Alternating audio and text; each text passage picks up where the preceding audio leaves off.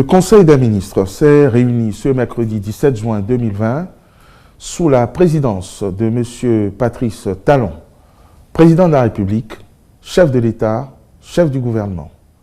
Les décisions ci-après ont été prises. Au titre des communications, approbation du document de programmation budgétaire et économique pluriannuel DP-BEP 2021-2023. Institué par la loi organique numéro 2013-14 du 27 septembre 2013 relative aux lois de finances, ce document, assorti de ceux de programmation pluriannuelle des dépenses, sert de support aux débats d'orientation budgétaire qui doivent se tenir au plus tard, le 30 juin de chaque année. Le présent document de programmation budgétaire et économique pluriannuelle présente la trajectoire d'une économie en croissance depuis 2016. Il expose les efforts d'assainissement des finances publiques et de consolidation budgétaire notés au cours des 3 dernières années.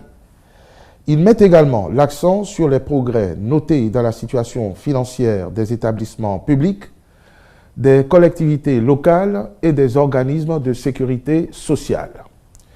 Par ailleurs, il décline une stratégie économique soutenue par un renforcement des institutions et une amélioration continue de la gouvernance en vue de meilleures conditions de vie des populations. Pour ce faire, une priorité est accordée aux volets tels que la protection sociale et la solidarité nationale, l'accès des populations à l'eau potable et à l'énergie électrique, la construction d'un cadre de vie sain, moderne et durable, le renforcement de la qualité du système sanitaire ainsi que l'amélioration de l'accès des populations aux soins de santé. En ce qui concerne spécifiquement les finances publiques, la politique restera axée sur la sécurisation des recettes et sur le renforcement de la qualité des dépenses publiques. Enfin, il ressort de ce document que si la croissance économique a été soutenue au cours des 3 dernières années avec respectivement des taux de 5,7% en 2017, 6,7% en 2018 et environ 6,9% en 2019, la crise économique liée à la COVID-19 la fixerait autour de 3,5% en 2020 avant qu'elle ne renoue avec la tendance haussière dès 2021. Signature d'une convention de partenariat relative à la construction du centre culturel de rencontres internationales de Ouidah.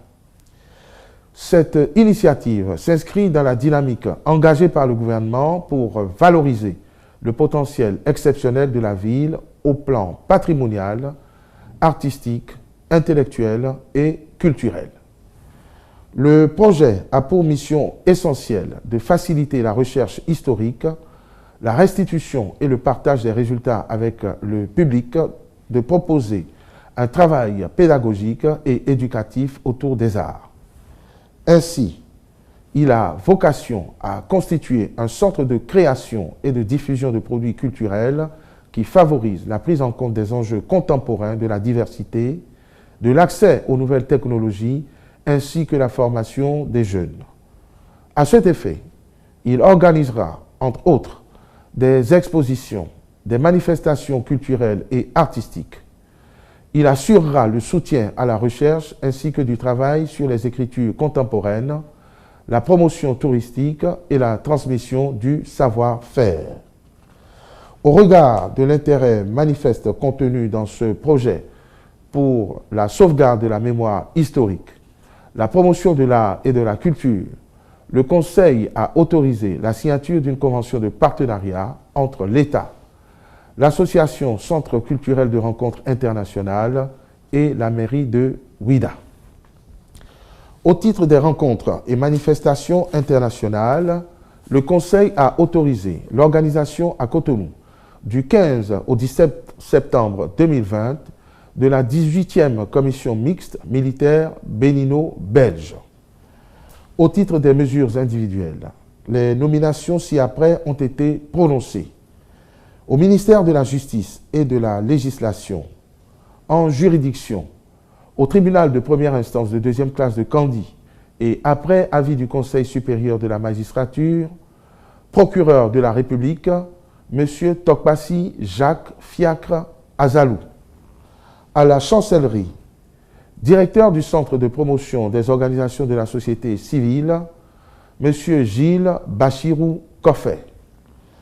Au ministère du Tourisme, de la Culture et des Arts, directeur de l'administration et des finances, M. Célestin G.